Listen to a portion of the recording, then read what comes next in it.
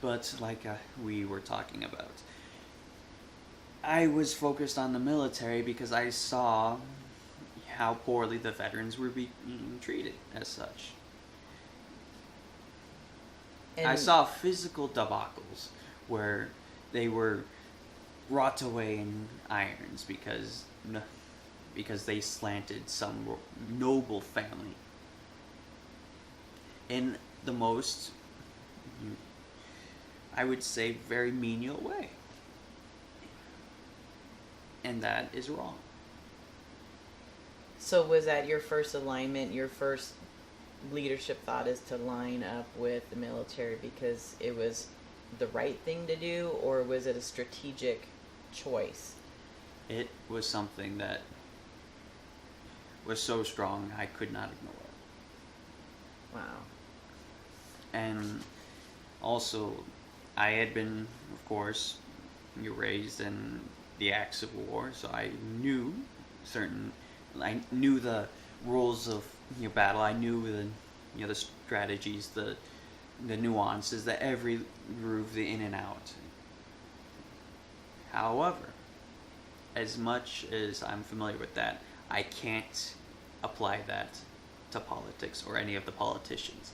You see, I would rather go up against an army of innumerable foes than sit in a room of 30 delegates. Because at least I can expect my enemy to do what is expected of him. Very interesting.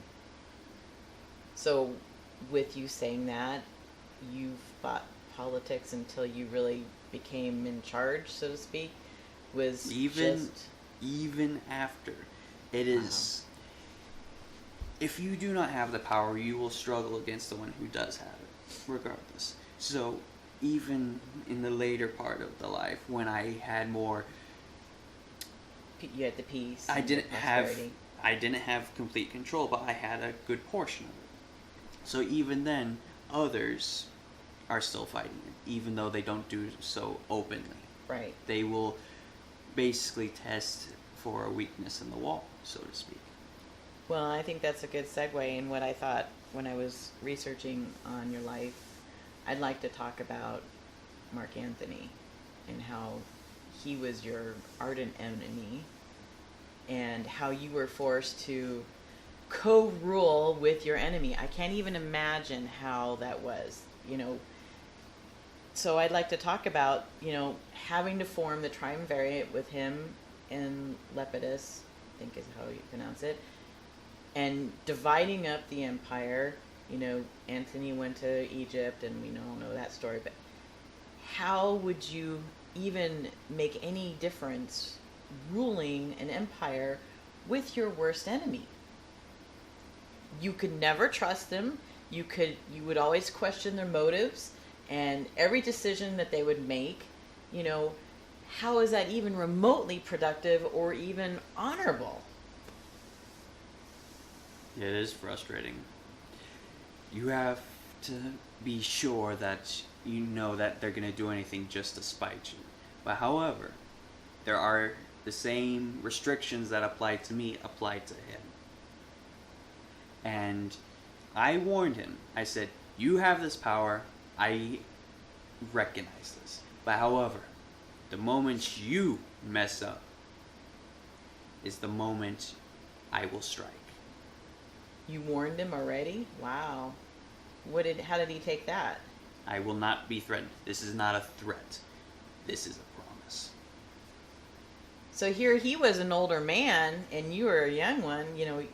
By that point, when you were in your early 20s, did he even believe you when you did that? No. So did he view you as a non-threat? He viewed me as an arrogant brat who was handed everything. When did you recognize that his fatal mistake was Egypt and the whole Cleopatra thing? Was it when he, left your sister, Octavia? Was that the betrayal? That was just,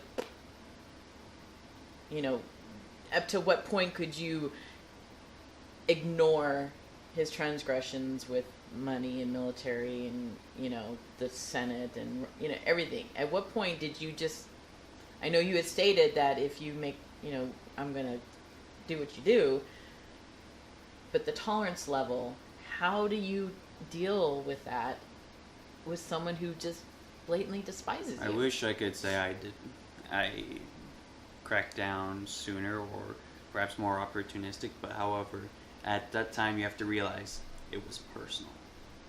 Because of your sister. Yes. Well, how did your sister feel about it? How do you think one would feel if your sister comes to your bedroom crying with marks